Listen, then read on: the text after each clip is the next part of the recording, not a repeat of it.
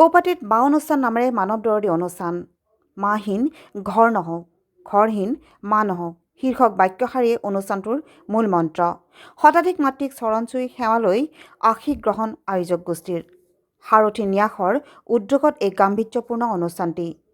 অগ্ৰণী শিক্ষানুষ্ঠান কৌপাটি জাতীয় বিদ্যালয়ৰ প্ৰেক্ষাগৃহত এই বৃহৎ অনুষ্ঠানটি আজি কৌপাটি জাতীয় বিদ্যালয় ছিনিয়ৰ ছেকেণ্ডাৰী স্কুলৰ উদ্যোগত সাৰথী ন্যাসৰ সহযোগত এখনি মানৱ দৰদী অনুষ্ঠান অনুষ্ঠিত হয়। মাহীন ঘৰ নহওক ঘৰহীন মা নহওক শীৰ্ষক বাক্যশাৰী অনুষ্ঠানটোৰ মূল মন্ত্ৰ। দিনজোৰা কাৰ্যসূচীৰে অনুষ্ঠিত অনুষ্ঠানটিত শতাধিক মাতৃক চৰণ চুই সেৱা লৈ আশীষ গ্ৰহণ আয়োজক গোষ্ঠী। গৌৰৱোজ্জ্বল ৩৬তম বৰ্ষৰ ২৬৭ সংখ্যক মা অনুষ্ঠানৰ সজাগতা আৰু সেৱা অনুষ্ঠানৰ সামৰণি পৰে। নিজ সন্তানে যাতে নিজ পিতৃ-মাতৃক বৃদ্ধাশ্ৰম বা বৃদ্ধগৃহত থ'বলগীয়া নহয় বা মাহীন যাতে ঘৰ নহয় তাৰ বাবেই এই অনুষ্ঠানে প্ৰয়াস কৰি আহিছে। KGB ছিনিয়ৰ ছেকেণ্ডাৰী স্কুলৰ সঞ্চালক লুটন চৰকাৰৰ প্ৰচেষ্টাত প্ৰাণ পাই উঠে এই মানৱ দৰদী অনুষ্ঠানটিৰ আজিৰ ক্ৰমানিকা।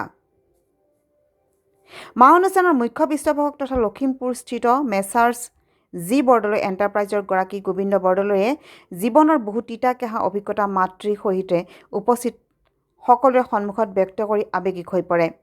এক শোভাযাত্ৰাৰে মাতৃৰ গৰ্ব, মাতৃৰ সৌন্দৰ্য, মাতৃৰ স্নেহ, মাতৃৰ প্ৰতি দায়িত্ব আৰু কৰ্তব্য আদি সম্পৰ্কে ৰাইজক সজাগ কৰাৰো প্ৰয়াস কৰা হয়।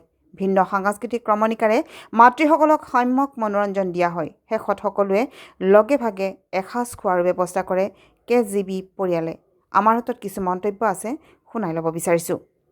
দৰগাৰ পৰা আনোৱাৰ হুছেইনৰ ৰিপৰ্ট, AIN লাইভ। আয়োজন আজি KGB এই ছিনিয়ৰ ছেকেণ্ডাৰী স্কুল আৰু সাৰথী ন্যাসৰ সৌজন্যত এই মা অনুষ্ঠান অনুষ্ঠিত কৰা হৈছে। এই মা অনুষ্ঠানৰ বয়স হৈছে ৩৬ বছৰ। ৩৬ বছৰ আজি ২৬৭ সংখ্যক মা অনুষ্ঠান। এই অনুষ্ঠানত আয়োজন ১০০ গৰাকী বৃদ্ধা মাতৃক নিমন্ত্ৰণ কৰা হৈছে। তেখেতলোকক সেৱা লোৱা হ'ব, তেখেতলোকক কিবা এপদ দি সেৱা ল'ব। উদ্দেশ্য প্ৰকৃততে সেইটো নহয়। আজিৰ প্ৰজন্মক বুজাব খোজোঁ মা অনুষ্ঠানৰ দ্বাৰা যে মাহীন ঘৰ নহওক ঘৰহীন মা নহওক। সন্তান জীয়াই থাকোঁতে মা দেউতা ৰাস্তাৰ কাষত বৃদ্ধাশ্ৰমত হ'ব নালাগে। মন্দিৰলৈ যোৱাৰ আগত, নামঘৰলৈ যোৱাৰ আগত, মছজিদলৈ যোৱাৰ আগত মা দেউতাক সেৱা কৰাটো বাঞ্ছনীয়। আৰু মা দেউতাৰ সেৱা শুশ্ৰূষাইহে জীৱন আগুৱাই নিব পাৰিব। আৰু মা দেউতাক যদি আমি সন্মান কৰিব নাজানো, শ্ৰদ্ধা কৰিব নাজানো, তেতিয়াহ'লে মা দেউতাক ঘৰত অত্যাচাৰ কৰি আমি মঠ মন্দিৰত চাকি জ্বলাই ভগৱানৰ আশীষ বিচাৰি গ'লে নহ'ব। গতিকে দেৱ দেৱী ঘৰতে আছে, মা দেউতাই দেৱতা দেৱী। গতিকে তেওঁলোকক যাতে সেৱা শুশ্ৰূষা কৰিব পাৰোঁ, মা দেউতাক যাতে কাহানিও ৰাস্তাৰ কাষত বৃদ্ধাশ্ৰমত এৰিব নালাগে, এই উদ্দেশ্যৰে মা অনুষ্ঠান কৰা যায়। আৰু তাতে কমেও ১০০ গৰাকী বৃদ্ধা মাতৃক কিবা এপদ দি সেৱা লওঁ। আৰু সেৱা লোৱাটো হ'ল মোৰ এটা মহান উদ্দেশ্য। কাৰণ মই বিশ্বাস কৰোঁ মাহঁতৰ সেৱাত, মাহঁতৰ আশীৰ্বাদত জীৱন জীয়াবলৈ ভাল লাগে, মই শান্তি পাওঁ। আৰু নৱপ্ৰজন্ময়ো সেই আদৰ্শ লওক, সেই আশাৰে মই এই অনুষ্ঠান কৰি ফুৰিছোঁ। কিমান বছৰ হ'ল? ৩৬ বছৰ হ'ল। ৩৬ বছৰ ২৬৭ সংখ্যক এই অনুষ্ঠানখনি আয়োজন কৰা হৈছে। আৰু এই অনুষ্ঠান কৰিবলৈ মই কাহানিও কেতিয়াও চান্দা বা সাহায্যৰ লোৱা নাই। কাৰণ মোৰ মা জীয়াই থাকোঁতে মায়ে মোক কৈছিলে যে যি কৰিবি নিজৰ উপাৰ্জনেৰে কৰিবি, নিজৰ সাধ্য অনুযায়ী কৰিবি। যে মই সেইকাৰণে চান্দা সংস্কৃতি বা এই সাহায্য সংস্কৃতিৰ পৰা মই সদায় দূৰত থাকোঁ। ৩৬ বছৰৰ ভিতৰত আপোনাৰ সৰ্বোৎকৃষ্ট নিদৰ্শন এটা উদাহৰণ দিব। উদাহৰণ এনেকুৱা গাঁও আছে যে যিখন গাঁৱত মদ পানী নাখালে, যি ঘৰে ল'ৰাই মদ পানী নাখাইছিল, সেই ল'ৰাক গাঁৱত নেগলেক্ট কৰিছিলে লগৰখিনিয়ে যে ই মদেই নাখায়। যিখন গাঁৱত মাক দেউতাকক অত্যাচাৰ কৰিছিল, তেনে একোখনহঁত গাঁও ওলাই পৰিছে যিবিলাক গাঁৱত এতিয়া মদ খালে ৫০০ টকা দণ্ড ভৰিব লাগে। মাহঁতে মোলৈ চিঠি দিছে যে বাবা তই আহ, আমি বহুত আজিকালি শান্তিত আছোঁ। গতিকে বহুত তেনেকুৱা ধৰণৰ উদাহৰণ আছে। আৰু মোৰ লগত এতিয়াৰ দিনত হাতে লিখা মোৰ কমেও 1000 চিঠি আছে। মাহঁতে মোক মাতিছে যে আমি নোপোৱা শান্তি এতিয়া পাইছোঁ। আৰু বহু স্কুল কলেজত বহু ছাত্ৰ ছাত্ৰীয়ে এইবিলাকৰ পৰা ঘূৰি আহিছে, গুটখা খোৱাৰ পৰা ঘূৰি আহিছে, নিচা খোৱাৰ পৰা ঘূৰি আহিছে, তেনেকুৱা নিদৰ্শন আছে। আৰু এনেই ক'ব লাগে কাৰণে কোৱা নাই, আপোনালোকে লগত গ'লেও গৈ দেখুৱাব পাৰিম যে স্কুলৰ পৰিৱেশ কি হৈছে। যি স্কুলত বাথৰুমত মানে গুটকাৰ পিকেৰে ৰঙিল কৰি ৰাখিছিল, সেইবিলাক এতিয়া চাফ চিকুণ থাকে, সেইবিলাক দেখি মোৰ ভাল লাগে। ঠিক আছে। মা অনুষ্ঠানটো হ'ল আচলতে আমাৰ লখিমপুৰ স্থিত মেছাৰ্ছ জি বৰদলৈ যি অনুষ্ঠান, তেওঁৰ পৃষ্ঠপোষকতাত গোবিন্দ বৰদলৈ দেৱে তেখেতৰ পৃষ্ঠপোষকতাত মা অনুষ্ঠানটো অনুষ্ঠিত কৰে। অসমৰ বিভিন্ন অঞ্চলত এই অনুষ্ঠানটো অনুষ্ঠিত কৰি আহিছে, আৰু সেই অনুষ্ঠানটো অনুষ্ঠিত কৰিবলৈ হ'লে তেখেতসকলকো এটা প্লেটফৰ্ম এটা লাগে, এটা নিৰ্দিষ্ট প্লেচ লাগে, আৰু সেইখিনি আমি আমাৰ সাৰথি ন্যাস তথা KGB ছিনিয়ৰ ছেকেণ্ডেৰী স্কুল আমি যুটীয়াভাৱে আমি উদ্যোগ লৈ পেলাই আমি এই অনুষ্ঠানটো আজি অনুষ্ঠিত কৰিছোঁ।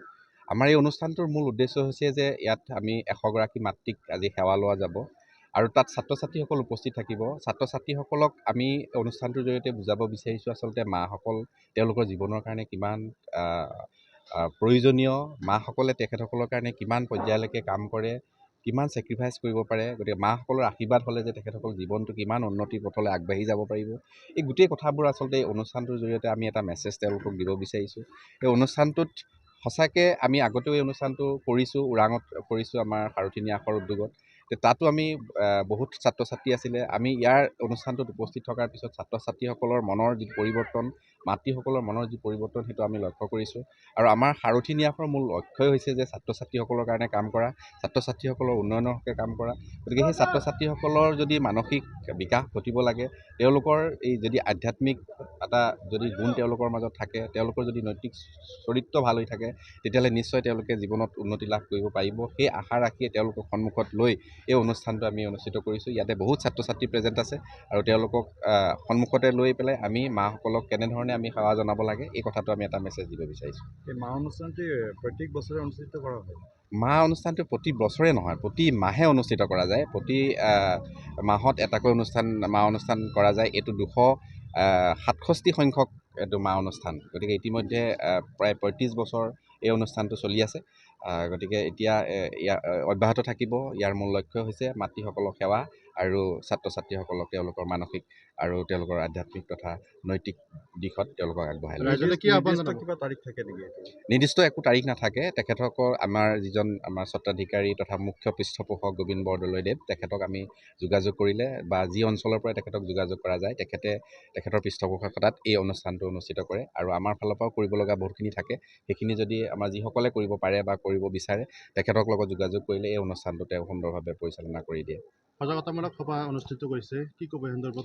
এই সজাগত হয় এই অনুষ্ঠানটোৰ মাসকলক সেৱা লোৱাৰ লগতে আমি এইটো সজাগতা অনুষ্ঠান বুলি এইটো কাৰণেই ক'ব বিচাৰিছোঁ যে যি ছাত্ৰ ছাত্ৰীয়ে বা যি ল'ৰা ছোৱালীয়ে মাকক ভাল পায়, সেই ল'ৰা ছোৱালীয়ে কেতিয়াও বেয়া কাম কৰিব নোৱাৰে, আমি তেনেকৈ বিশ্বাস কৰোঁ। গতিকে এই সজাগতাৰ জৰিয়তে আমাৰ এতিয়া বৰ্তমান সমাজখনত যে ছাত্ৰ ছাত্ৰীসকল বা বিভিন্ন যুৱক যুৱতীসকলৰ মাজত যি উচ্ছৃংখলতা দেখা দিছে, তেওঁলোকৰ মাজত যি মাদক দ্ৰব্য সেৱন বা বিভিন্ন বেয়া বস্তু খোৱাৰ যি হেঁপাহ বাঢ়িছে, সেইবোৰ যাতে ৰোধ কৰিব পাৰোঁ। যিসকল ল'ৰা ছোৱালীয়ে মাকৰ প্ৰতি আকৰ্ষিত হ'ব, মাকক ভাল পাব পাৰিব, তেওঁলোকে যে তেনেকুৱা এটা বেয়া কাম নকৰে বা বেয়া কাম কৰাৰ আগতে তেওঁলোকৰ মাকৰ ছবিখন মুখলৈ আহিব, সেই কথাটো আমি বিশ্বাস কৰোঁ। সেইকাৰণে আমি এই অনুষ্ঠানটো কৰিছোঁ। এয়াই হৈছে ছাত্ৰ ছাত্ৰীসকলৰ কাৰণে এটা সজাগতা বুলি আমি অনুভৱ কৰিছোঁ। যিকোনো খবৰ আৰু বিজ্ঞাপনৰ বাবে যোগাযোগ কৰক 7896121996।